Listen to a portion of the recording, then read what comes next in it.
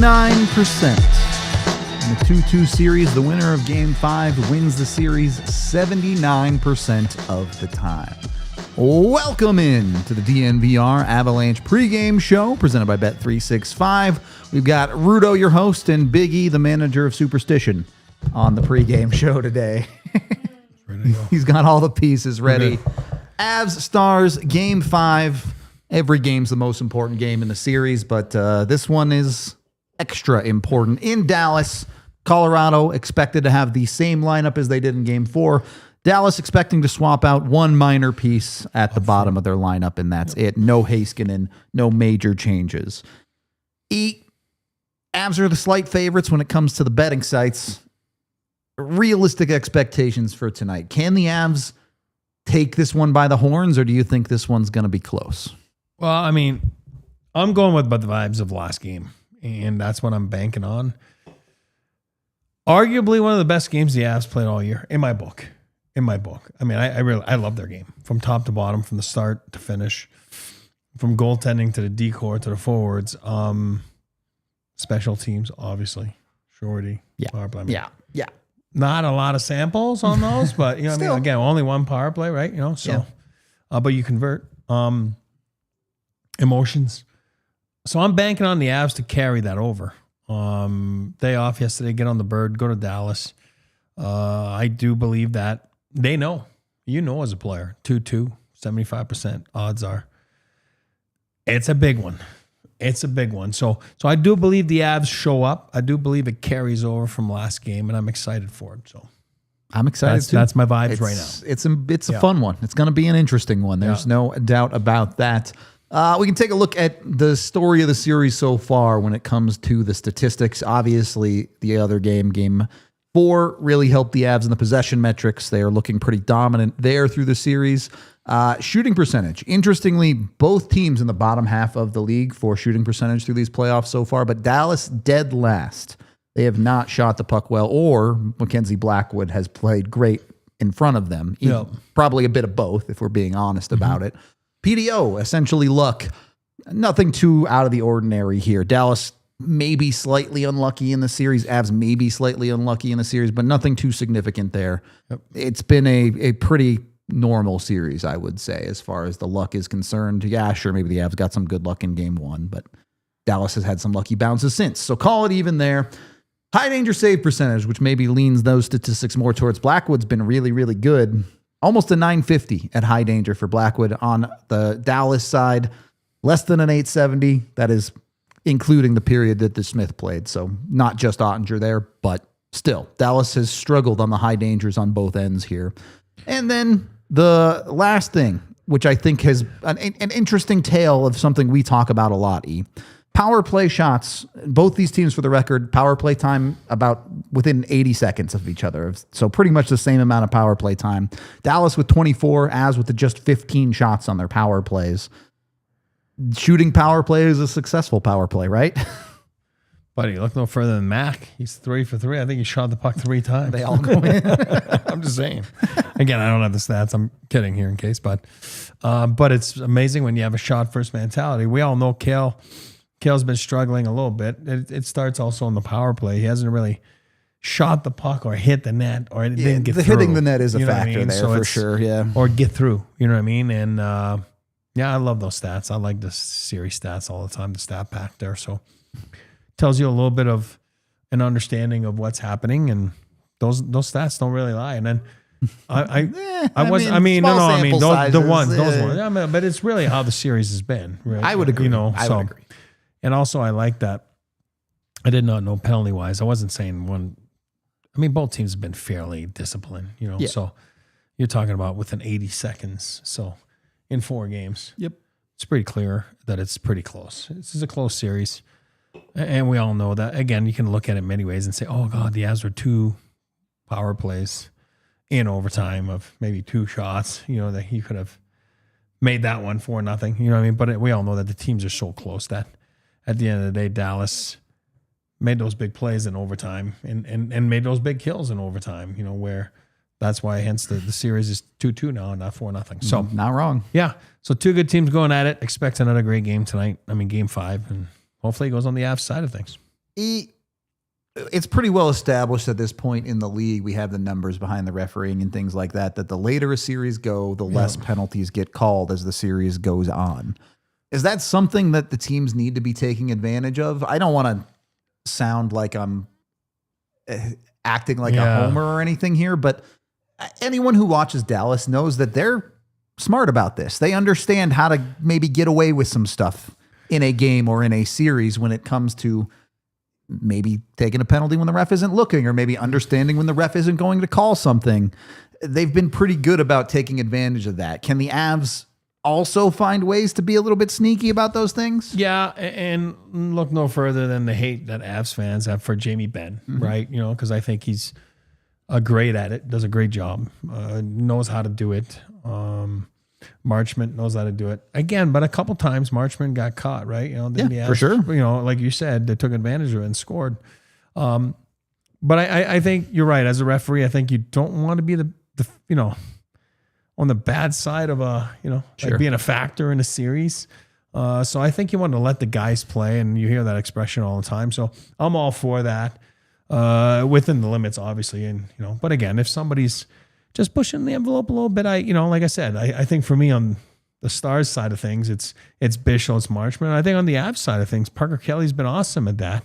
I think he's understood his role. I think Josh has been there like always is. Josh is always in the thick of things, and he's not afraid to get mix in there. It up for sure. So I think both teams have that. You know what I mean? Where you don't want to cross the line, but you want to show, that you're alive, that you're nothing there. Nothing free. Yeah. And nothing is free. Exactly. You're bang on with that comment there. Nothing is free.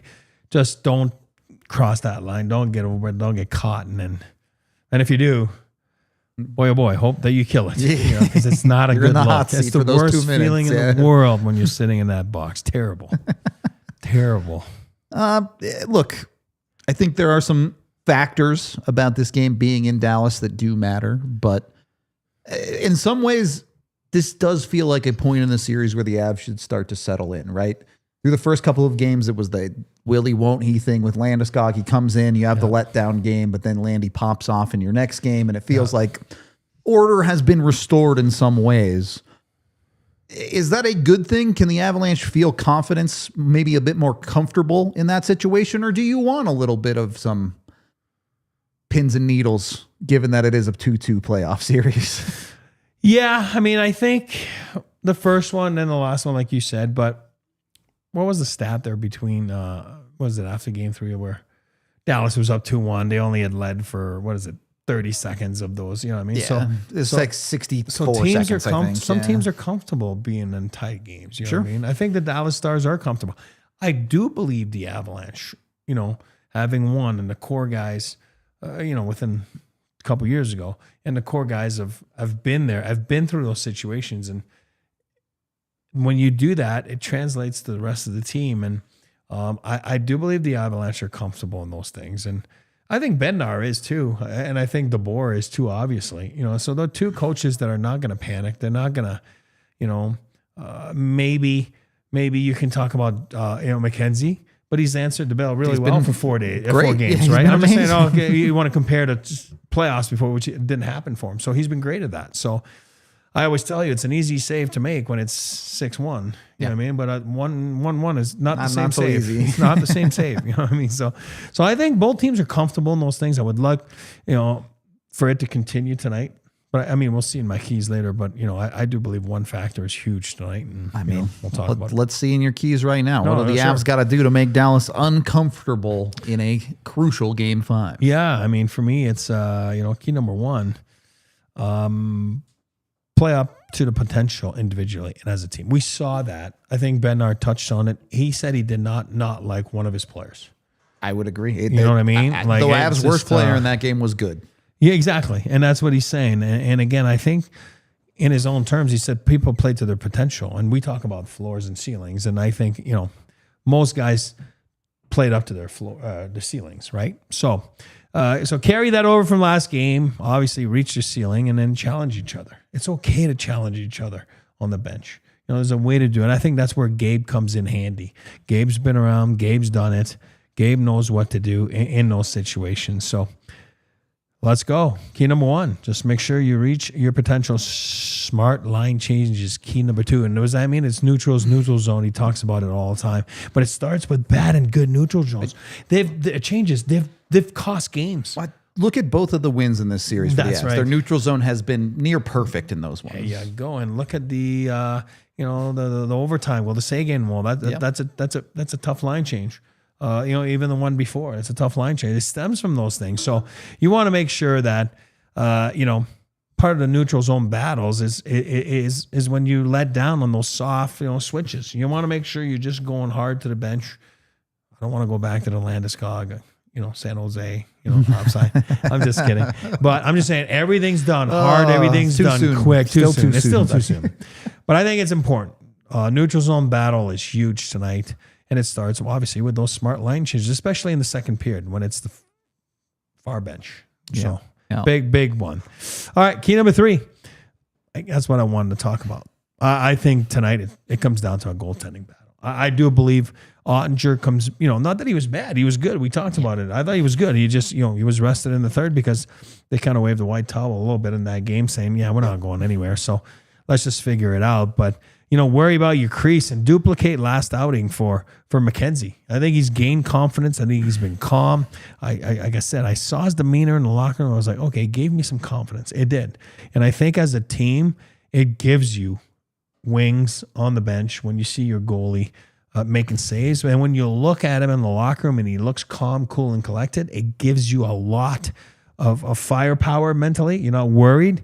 If you make a mistake, the puck's going to be in your net. So McKenzie's been awesome. I do believe tonight that Ottinger is going to be good. So you're going to see a goaltending duel tonight. And I'm banking on the Avalanche to be the best of the 2 goalies once again tonight for the series. In the series, McKenzie has a 1-goal game, a 2-goal game, and a no-goal game. And then awesome. Game 2, he gave up 4. Not as good. But on the whole, it's been a really, really good series for him. Arguably the best goalie in the playoffs so far. You could make a case for Blackwood. What is he, like goals expected? He's number 1 in the league. Yeah, goal saves above expected. Whatever. He's number 1. Yeah. His save percentage is number 2, I think. It's been awesome. He's been really, really good. And again, on a game 5 on the road against a good team. And a team that did not particularly play well the last game, right? And give credit to the Avs because they made the Dallas Stars play bad in a sense, right? You want to look at it that way, that's fair. Their pushback is going to be big tonight. So you need Dallas McKenzie. is going to play a better game. You need McKenzie to be on top of his game once again. He's been awesome. We do have Coach Bednar's conversation about the Avs getting up for this one. Let's see what he had to say pregame for this in Dallas. Questions for head coach Jared Bednar? Go ahead, Evan. Talking to Druin in the locker room, he's pretty not happy with this offensive game. Just how have you seen his game throughout this series? Yeah, I think he's fought it a little bit. There's no question. But I do like the way he's working on the defensive side of things, So I think he's still bringing a consistent work ethic and good detail to his game on the checking side. Obviously, part of his job is to help create offense. And it hasn't worked out for him so far this series, so he's looked at a couple of things. I think he needs to relax a little bit and trust his skating in order to be a dangerous player. And I saw some improvement in Game 4, so hopefully he can continue to go here for Game 5. Justin and Pierre. Logan has had some really loud plays in this series. The fourth line in general really playing well. Just what would you say is the identity of that group? Well, they're a highly competitive, hard-working group that plays in great detail all the time. Very consistent in what they do, so that they're a handful to play against because of that. They're connected all the time, and they're obviously very good checking line, and their job is to help create and spark offense when they can and build momentum in games, and they've done that. Pierre. Jared, how's Colton coming along? And as a second question, what's your philosophy in general about not touching a lineup or changing a lineup after a win? That would be all gut feeling, just studying guys. I'm not locked into the same lineup after a win or loss. I'm just kind of looking more what those individuals have provided and what our options are and how we want to use them. So, and Colton's getting better slowly but surely. Jesse. You told us the other night that you thought that was Brock's best game in the series, or maybe best game since he's been here. What did he do different in that game than maybe what he'd been doing in games 1 through 3? More of an attack mentality for me, skating the puck, protecting the puck, hanging on to his shooting with opportunity. He's been really good since he's been here on the defensive side of it. again, it's part of his job to help create offense, and I think he did that better last game. Go ahead, the back end. Yeah, Jared, as you get towards the later games in the playoff series, in your experience, how does the finality of it could be over in a couple of days or we could be moving on change the emotions and the intensity of a team? It's been an intense series from the start, in my opinion. I think both teams know what's at stake. They know that this is a very difficult round against very difficult opponents. So, like, that passion and intensity has to be there as often, as early as often as it can possibly be there. But you can see the desperation in teams. The checking side of it is also at a high level. It's difficult to create chances, difficult to score. Every power play, every penalty kill has a heightened sense of, purpose, emotion, all of it. I think it's going to go another level here for the best of three, and we have to be prepared for that. Corey, then we'll go over here. The first 3 games of the series and all of last year's series everything was like you fight for every inch. It's so tight. How does, when there's a game that just breaks open like that, how does it change? Does it change this game coming up at all? It can. I mean, you got to learn from what you've been doing throughout the course of the series. There's things that we've liked. There's things that we want to improve upon. We certainly took a step in Game 4. Even I liked our Game 3 as well. So I think there's some things that we did in that game that are repeatable. But I'm not going to go into specifics, but you have to learn and you have to be able to just adapt and kind of take what the other team gives you. But again, a lot of what we did in that game and why we had success is because we were really highly competitive, and the attention to detail within our game and in almost all areas of our game was good. So it's got to continue. Finish over here. There's been a lot of physical battles, obviously, but I think Kiviranta and Bishop had a little bit of back and forth. What does it mean to see a matchup like that when you have 2 guys who are maybe different in size, but it's been pretty intense? Yeah, I mean that's what I love about Kivy is he's a competitor, and he's another guy on top of that jury line. Like for me, all year long is just continue to grow his game with the puck and try to be a bigger difference maker there. But playing against Kivy when he was here and see him elevate his game come playoff time, and he did it for us again last year. I know how much he wants to win, and it just seems like there's something this time of the year that when you get here that that you're going to get another level from him, and we've seen it in these battles with Bishop and everyone else he's playing against. Thanks, Jared. Yeah, thank you. The Avs played with crazy pace in Game 4. You saw them kind of skate circles around Dallas in a lot of ways. You're going into Dallas. The chat has mentioned it a million times. You know the ice is going to be bad. Can the Avs play with pace through that, or are they going to have to adjust and play maybe a little bit sludgier of a game? I think you do have to play a sludgy game. I think it's so easy to see, right? It's so easy to see, especially if you're on the second. Again, remember I talk about it all the time, clock and awareness. And if you're on the second half of a period, the ice is going to be crappy. I don't know what to tell you. It's just the way it is. First half might be a little nicer because the Zamboni went on. The board play around the boards, it wasn't good the 2 games that were there around. It was crap.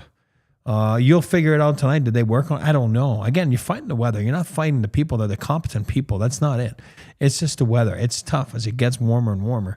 But I just don't want the Avs to be stubborn. That's it. I agree. I tell you all the time. I don't care who you are, whether you're Martin Necas or Logan O'Connor. Drive the net, put your head down. Don't pass up a shot. Get to the front. Take the goalie's eyes away. Put some rebounds in. I don't care if it's good ice, bad ice. Rebounds are right there. Same thing with tips, right? I mean, I don't care about the ice on a tip. That means you're in the right spot. Yep. Randy in the chat talking about last change. Obviously, the Avs' 4th line has been nothing short of nails for them. Yeah. Can Dallas find something with some line matching options, or do you think it just doesn't make that much of a difference the way this series has gone? Well, here's where I think it's a big difference for the Avalanche. And you're going to say, well, the Dallas Stars are pretty good too. Well, yeah, I agree. But Nathan McKinnon is a problem for teams. He just is. And teams that will tell you that they're not really line matching, well, they're lying because they are. You got to be aware of what's going on, whether it's from the back end or the front end. And the Avalanche, all 4 lines. it doesn't matter. I think Bednar's comfortable playing Parker Kelly's line and Logan's line against the top line of the Dallas Stars. So I think the Avalanche are not too worried. You know what I mean? I think and again, Hintz and Mikko are good players and everything, but I think Nathan McKinnon is the one that makes you change your game plan. So I do believe that they're more worried on the Dallas side of things because of the McKinnon effect than that the Avalanche will be. Not that they don't respect, but I think all 4 lines can play against any of those lines, and that's the beauty of those. They're 2 good teams. Yep. 2 good teams. You're talking about 4 good lines on each side. So we'll see. Yep, we'll see. All right, let's bust out the crystal ball. E, give me a name, give me a number. What do you got? Yeah, boy, I'm going.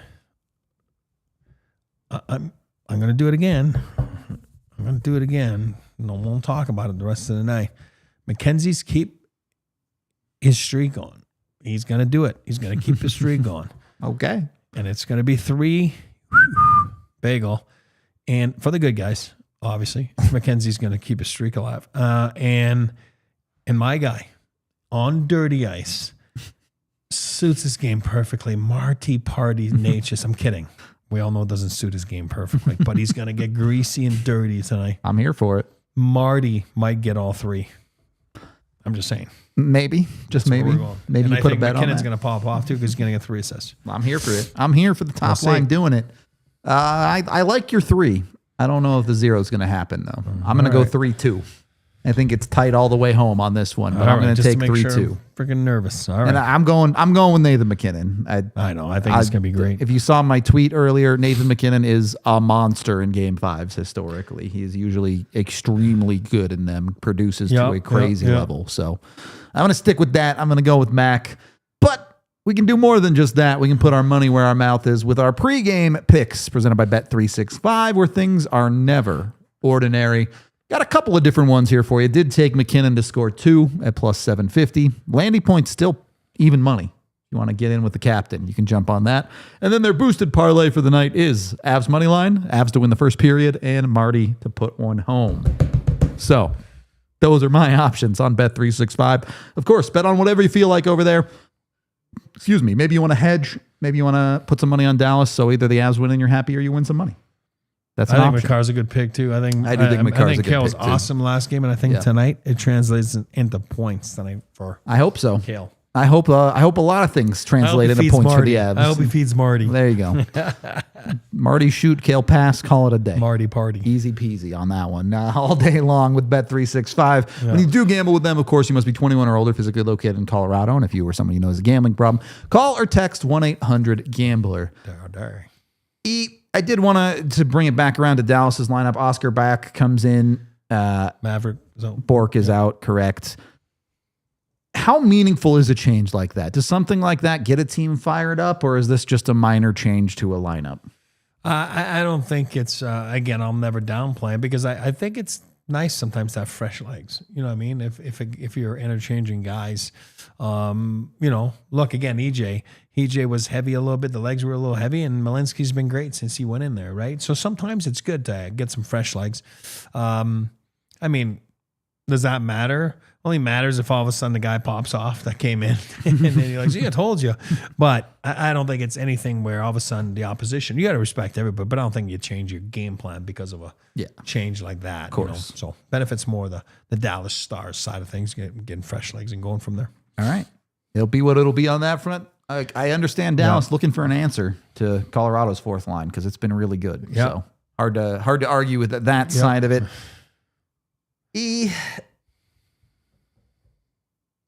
Is this game more important than usual for the Colorado Avalanche, given some of the demons this team has had? Obviously, they've trailed a bunch of series to Dallas. Obviously, they've never won a Game 7. Yeah. Is it important to put themselves ahead and give themselves a chance to close this out in 6?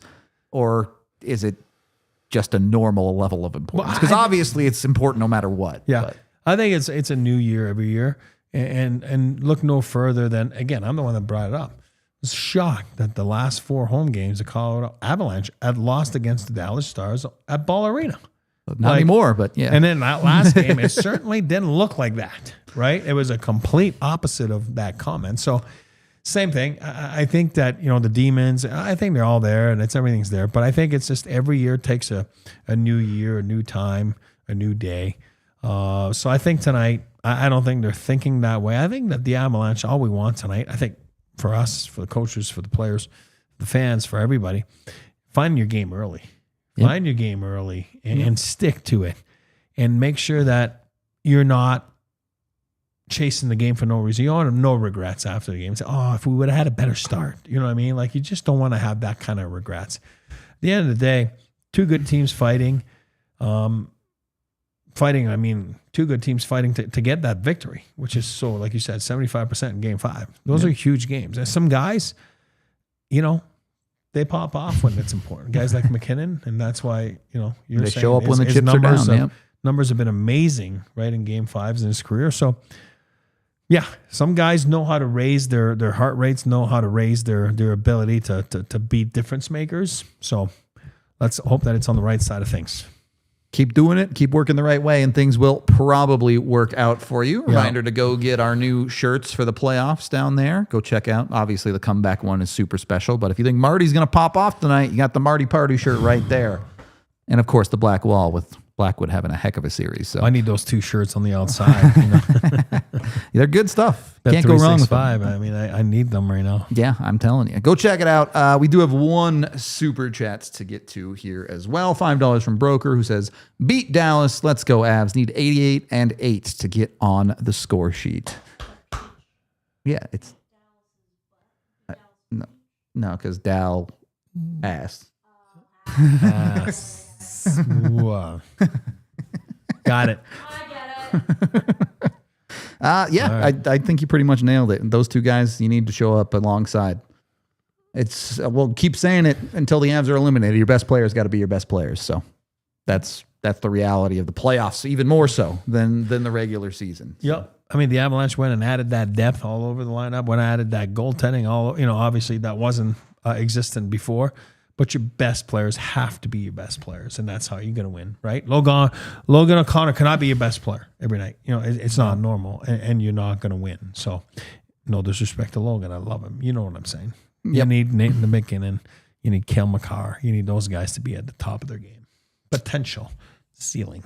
Yep. That's what we want. As we all knew would happen, the early game looks like it's headed into overtime. Yeah, somebody said the Rat Marchand probably tied it up, right? Is that what they're saying? The Rat Marchand. It is. I don't know who tied it. We don't have the Panthers right the now. game on in here. No? Either way, it'll start on one of the many other ESPN family channels. If you're not local, if you are local, it'll be on Altitude. Either way, as always, the pushback gets started at 7:52, like we all knew would always happen forever when you're the late game. That's just life. Is what it is. At least the game will end, so maybe you'll be able to watch it on ESPN fine. If they did score again, which is crazy that they blew that. But I mean, I want Florida to win, so I'm happy about this. Crazy. Great result as far as I'm concerned. But this one is big. It's hard not to feel like this one has some extra juice on it. Obviously, Game 6 will be the next biggest game, and if there's Game 7, that'll be the biggest game. But statistically, this one might end up being the most important one of the series, depending on how things go. So we'll see how it all shakes out. I think Sagan said it this morning. Yeah. I saw his presser. He's like, you lose a game and it's the end of the world. He's just like, oh my God. And then you win a game and no better than that. You know what I mean? There's no in between playoffs, It's no, it's crazy, the emotions. It's just nuts. And you got to be able to be even keel, which is really hard to do. Really hard. It's not easy. Nope. Nothing about the playoffs is supposed to be easy, though. So, Avs, go to work, go get it done. We will have a watch along in a bit here for you. And of course, join us post game to break down whatever happens in this one. We appreciate y'all hanging out. This has been the DNVR Avalanche pregame show presented by Bet365. And we will see you in the watch along studio for the game.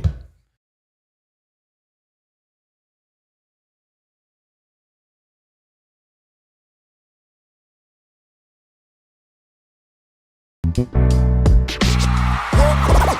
all silly like the mayor.